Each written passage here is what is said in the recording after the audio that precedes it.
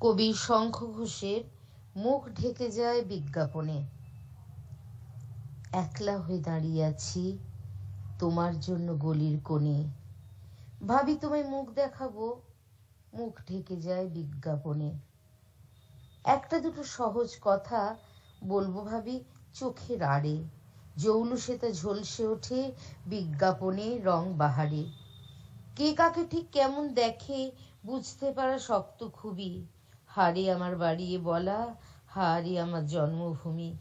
বিকিয়ে গেছে চোখের চাওয়া তোমার সঙ্গে ওতপ্রোত, নিয়ন আলোয় পণ্য হলো যা কিছু আজ ব্যক্তিগত।